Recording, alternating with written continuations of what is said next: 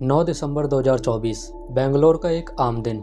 हर किसी के लिए ये एक और बिजी मंडे था, लेकिन एक अपार्टमेंट के अंदर जो हो रहा था उसने सिर्फ घर को नहीं बल्कि पूरे समाज को हिलाकर रख दिया। एक एआई इंजीनियर जो दुनिया के लिए एक रोल मॉडल था, वो अपनी ज़िंदगी से हार चुका था।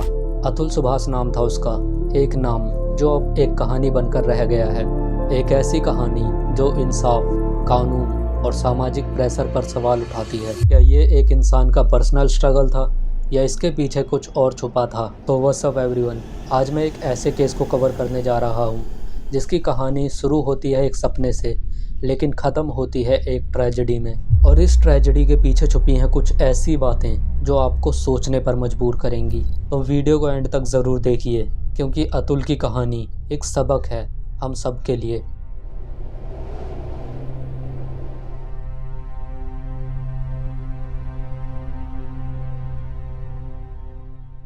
अतुल सुभाष एक 34 साल के एआई इंजीनियर थे, जो कि बेंगलोर के टेक वर्ल्ड में अपनी मेहनत और अपनी सक्सेस के लिए मशहूर थे।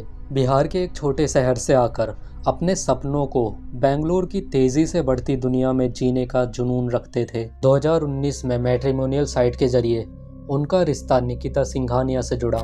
निकिता को देखते ही अतुल को निकिता से प्यार हो गया, और निकिता भी एक वेल एजुकेटेड फैमिली से थी, और हर कोई कहता था कि ये एक परफेक्ट मैच है, क्योंकि दोनों ही काफ़ी वेल एजुकेटेड थे और दोनों ही अपने करियर में सक्सेसफुल थे। एक साल बाद उनका एक बेटा हुआ और सबको लगा कि अतुल की ज़िंदगी एक फेरी टेल जैसी है, सब कुछ अच्छा चल रहा था। लेकिन क्या हर फेरी टेल के पीछे एक सच्चाई होती है जो हमें नहीं दिखती? मुझे खुद को ही खत्म कर लेना बेस्ट है मेरे लिए, क्योंकि जो मैं पैसे कमा रहा हूँ उसी से मैं अपने दुश्मन को बलवान बना रहा हूँ। वही पैसे मुझे ही बर्बाद करने के लिए यूज हो रहे हैं। माफ करना, जिस उम्र में मुझे अपने मम्मी पापा का सहारा बनना था, उस उम्र में उन्हें हमेशा के लिए दुख देके जा रहा हूँ। ऐसा 2021 के आसपास अतुल और निकिता के बीच फाइनेंशियल डिस्प्यूट्स शुरू हुए। इतना ही नहीं, निकिता का ये कहना था कि अतुल उसकी फाइनेंशियल नीड्स को नहीं समझ रहे थे। पर अतुल के दोस्त कहते हैं कि अतुल पर शादी से पहले ही डाउरी की डिमांड्स का प्रेशर था। सो गाइज, यहाँ पर एक क्वेश्चन उठता है, क्या हम किसी इंसान पर फाइनेंशियल और इमोशनल प्रेशर डालकर उसकी लाइफ को और मुश्किल बना देते हैं? क्या एक सक्सेसफुल इंजीनियर भी अपनी लाइफ में नहीं जीत पाता? एक दिन अतुल ने अपने दोस्त से कहा था कि मुझे लगता है मेरी लाइफ का अब कोई मतलब नहीं है। उस समय किसी ने भी इस बात को सीरियसली नहीं लिया। अगर लिया होता तो आज अतुल की कहानी कुछ और होती। तो गाइस, क्या हम अपने आसपास के लोगों की प्रॉब्लम्स को इग्नोर करते हैं? ये एक सवाल है जो इस पूरी वीडियो में बार बार आता रहेगा। So let's get back to the story. 9 दिसंबर 2024 सुबह के लगभग 8 बजे बेंगलोर के एक रेसिडेंशियल अपार्टमेंट में कुछ अजीब सी खामोशी थी। जब अतुल सुभाष के दोस्त और उसके परिवार वाले अतुल से कांटेक्ट करने की कोशिश कर रहे थे तो उनका फ़ोन नहीं उठा। जब उनका फ्लैट खोला गया तो अंदर का नज़ारा दिल चीर देने वाला था। अतुल की लाश एक कुर्सी पर थी। साइड में टेबल पर एक सुसाइड नोट भी रखा हुआ था, 24 पेजेस का डिटेल्ड नोट, और नोट के ही साइड में एक पेन ड्राइव भी थी।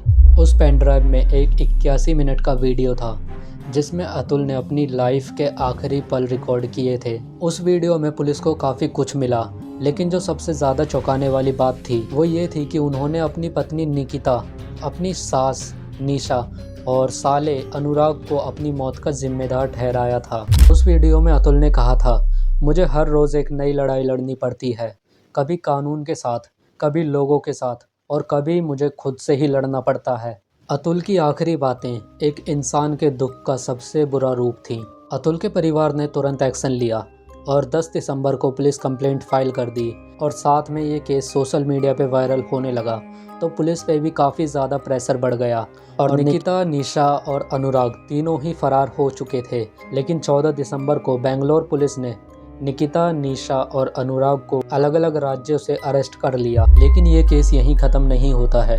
कर्नाटका कोर्ट ने 4 जनवरी 2025 को निकिता की बेल अप्रूव कर दी और निकिता के फैमिली को बेल मिल गई, जो अतुल के परिवार के लिए एक और झटका था। कुछ होने के बाद भी अगर कोर्ट, ये जज और मेरे बाकी के हरासर्स को पनिशमेंट नहीं देती है और बरी कर देती है, तो मेरा जो अस्थि है वहीं कोर्ट के बाहर किसी गटर में बहा देना चाहिए, ताकि मैं ये जान जाऊं हमेशा हमेशा के लिए, मैं ये अपना लेसन सीखता रहूं कि इस देश में क्या वैल्यू है एक लाइफ की। सो गाइज, आपको क्या लगता है, एक सिस्टम जो कि इंसाफ करने के लिए बना है, वही कभी कभी सच्चाई को दबाने में मदद करता है? कमेंट्स में ज़रूर बताओ। अतुल के सुसाइड नोट में एक और बात लिखी गई थी, ये सिस्टम शायद मुझे तब समझेगा जब मैं इस दुनिया में नहीं रहूँगा। सैडली ये सेंटेंस सिर्फ अतुल का दुख नहीं बल्कि हमारे समाज का काला सच है। क्या हम अपने आसपास के लोगों की इमोशनल नीड्स को समझने के लिए समय निकालते हैं या सिर्फ कानूनी कार्रवाई और सामाजिक प्रेशर के नीचे उन्हें तोड़ देते हैं? सेक्शन 498A जैसे कानून का मिसयूज़ हो रहा है या नहीं, ये एक अलग डिबेट है। लेकिन अतुल की कहानी एक ट्रेजेडी है और समाज के लिए एक सबक भी। एंड ऑल्सो ना जाने कितने ऐसे लोग हैं जिनके साथ ये सेम चीज़ हो रही है। काफ़ी सारे पॉइंट्स ऐसे हैं जो मैंने नहीं बताए, लेकिन इस वीडियो को बनाने का मेरा मेन मोटिव वही मुद्दे थे जो मैंने आज की वीडियो में डिस्कस किए हैं। अगर तुम्हें लगता है कि अतुल जैसे केसेस को दोबारा होने से रोका जा सकता है, then share your thoughts in comments. And अगर आपको ये वीडियो मीनिंगफुल लगा देन प्लीज़ चैनल को सब्सक्राइब करें। मैं हूँ डॉक्यूमेंट्रो, फिर मिलूँगा एक नए केस के साथ। तब तक के लिए अपने और अपनों का ध्यान रखें। बाय।